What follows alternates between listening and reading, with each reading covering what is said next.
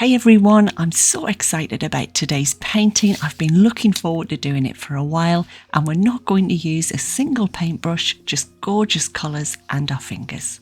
The first thing I've done is mix together phthalo blue, phthalo green and titanium white, and I'm giving the canvas a quick coat of paint. And then when that's dry, we're going to give it another coat of paint, and you can see how much smoother and easier the paint goes on the canvas. Then we can let it dry again, or dry it with a hairdryer, and we'll come in and paint the shadows for our fish and things on the bottom of the pond. So I've got a little bit of cadmium red. I'm using my phthalo blue and phthalo green again, but this time I'm going to add a tiny amount, just a little cadmium red to it. We'll add a little white too to lighten it up a bit. Alright, so now we can start putting on those shadows, create a bit of a fish-like shape, rub that in with your fingers. It doesn't have to be exact at all because this is just the shadow on the bottom of the pond. Blend that all together. It doesn't matter if it's a little bit fuzzy around the edges, that will give quite a nice effect. Give them a little bit of a tail.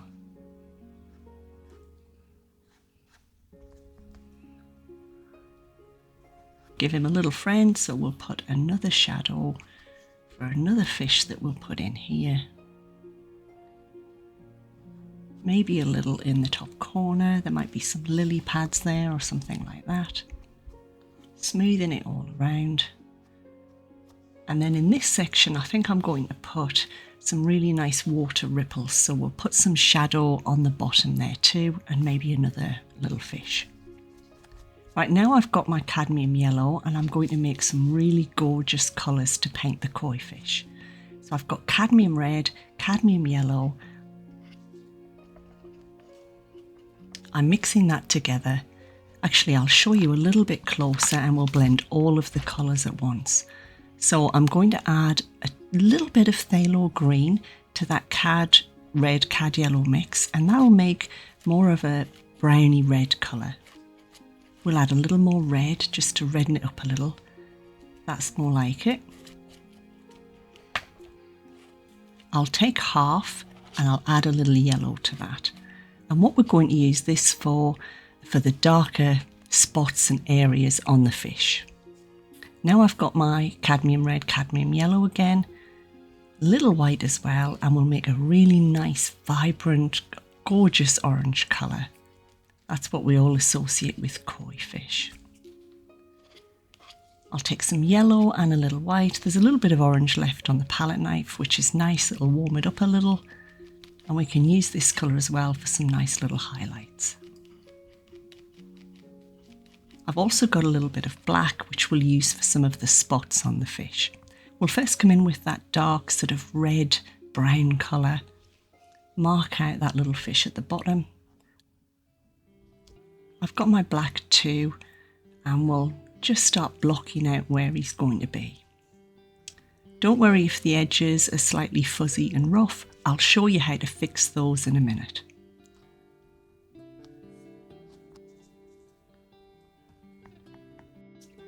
My finger had a little black paint left on it, so I just added some white and used my little finger to mark in the tail and the fins.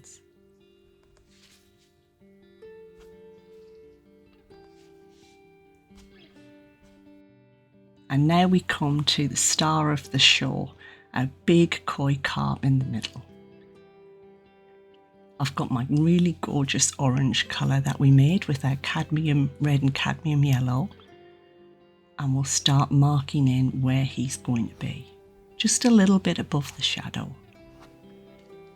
Be quite generous with the paint, get those vibrant, lovely colours all mixing together.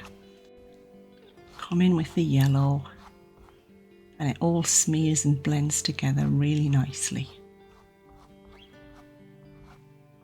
Again, don't worry if the edges are a little bit rough. We'll tidy those up in a second. We can put a few darker spots in. And don't worry if you make a mistake. It's really easy to fix. Once it's dry, I'll show you how you can correct any mistakes that you make. Give him a little tail.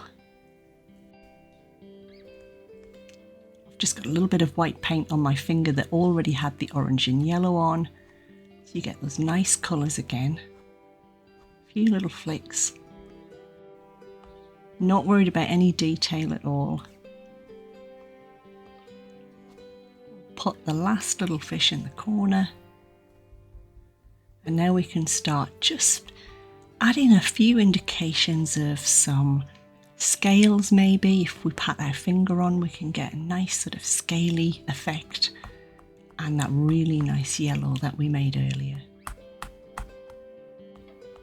And the beauty with painting like this is you can just go over it again if you need to. So I've got my light blue again and I'm going to smooth that down the edge of the fish and just neaten up the edges, blend it outwards. And now it's just a case of adding in the colour where we think it'll look good, giving it a second coat of paint and really bringing out the vibrant markings and colours on the fish. I've got my black, we'll put a few little spots of black I think. Put in a fin down his back.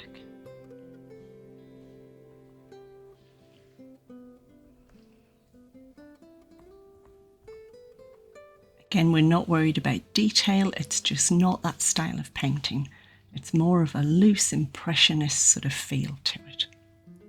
We can start working on the water a little bit. I've got white on my finger and I'm really just curving it around and sweeping it down on the canvas. Few little spots of light on the surface of the water maybe.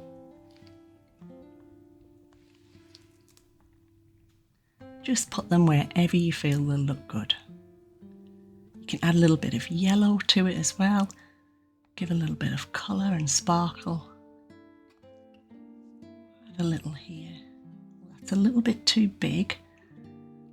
So I think what I'll do is come in with my blue again and just correct it. That looks better. Right, now I'm going to put in some lily pads. So I've got my phthalo blue and yellow, and that's going to make a really nice dark green colour.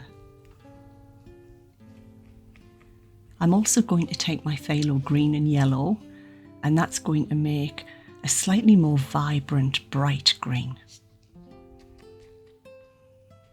And we'll start putting in some really nice lily pads in the top. You can add a little blue and just let it all mix and smear together on the canvas. It gives a really nice effect. And it's just sort of like a wheel really, we're just pulling it all into the centre, letting the colours smear together and blend together.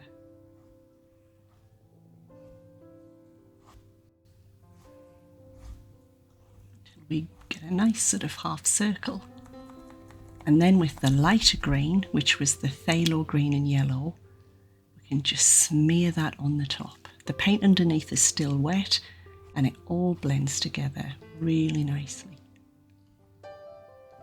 I'll add a little bit of a shadow, so I've got my dark blue again that we used for the shadows initially. I'll just rub that around the edges. If a little bit of green comes off into the shadow, I think that looks quite nice. I think that gives a nice little extra touch of colour, but if you don't like it, you can always wait until the lily pad's dried and then put your shadow in.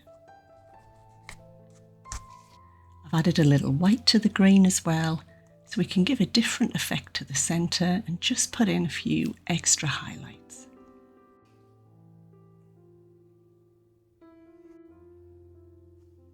And at this point, I like to stand back, have a look at the painting, decide what extra things I need to do, maybe add some highlights or correct any areas that I need to.